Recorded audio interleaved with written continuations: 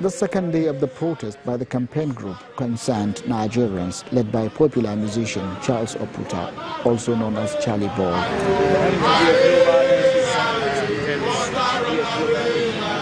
This time around, there are just a handful of the protesters demonstrating peacefully under the watchful eyes of the police, who outnumbered them. What happens next is an unprovoked attack by the police. Journalists are also prevented from filming during the encounter. Undeterred, the protesters regrouped to state their position, but Charlie Boy slumps to the ground.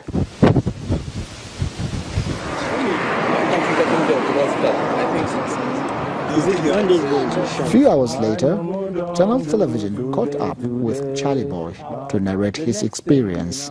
They started to shoot the tear gas, and they shot in our direction. You know, usually you want to shoot the tear gas, you shoot it by the side, not towards the people's direction. They started to do that. Meanwhile, there was a Silverbird journalist, and I think from your channel's journalist who was there too. They got really ruffled up. And then all of a sudden a policeman comes in my direction, in my face, to put the butt of his gun here. Because we're only 10 people there. I mean, what could 10 people do? And we were sitting on the ground. We did not come there with any weapon.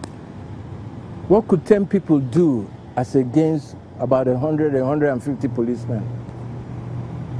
But this is the kind of impunity, this is the kind of recklessness that happens in the country.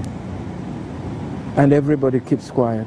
In a follow-up interview, the police gave their side of the story. Yesterday, the same group of persons were there, and we gave them all the required cover. We were there on ground to protect them, to ensure that everything went as expected. And today's phone, the variance is the infiltration of the miscreants who came in, and the whole thing was done that they became unruly, therefore distracting other peace-loving citizens access to the roads. So we have to come in to ensure that there's no breakdown of law and order. President Buhari left the nation's capital over 90 days ago. These protesters insist they will continue the sit-out session until the president either resumes or resigns.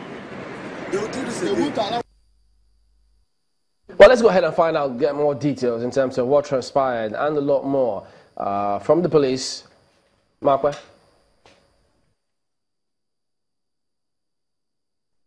Well, yes, our plate is full this morning, Chamberlain. We have with us Mr. Juma Moshood, who is Force Public Relations Officer. You're welcome to Sunrise Daily. Thank you. Good morning. Good morning, Nigerians. Good morning. Well, quickly, let us start with what happened 2 days ago.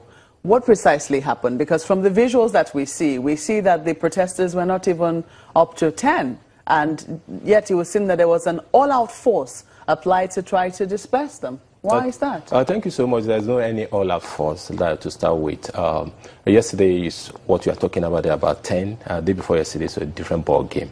You know, the same group day before yesterday, how many were they? Yes, that's what I'm trying to tell you.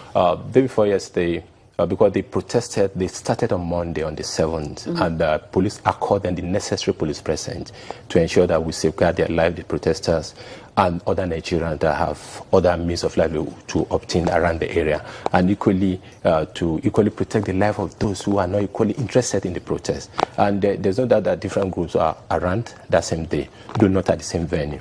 And we have to ensure that we give the same level of protection to all of them. So on Monday, everything was peaceful, because there's no any cause for police intervention aside from protecting them. So, but on Tuesday, they allowed miscreant hoodlum to infiltrate them. So their ranks were infiltrated, and it was noticed that this hoodlum, we may have different agenda, started blocking the road, obstructing traffic, and preventing people from going around, forcing people to come and join the protest. Are you saying that the pictures that we have, are false? The picture you because have, the pictures we have show only a handful of people. The accounts of our reporters say that only a handful of people were there, but the police first and foremost refused to let journalists record what was going on. They also dispersed journalists as well. In some instances, a journalist was brutalized, a cameraman was brutalized, and his camera was seized because the police did not want us to see precisely what was going on.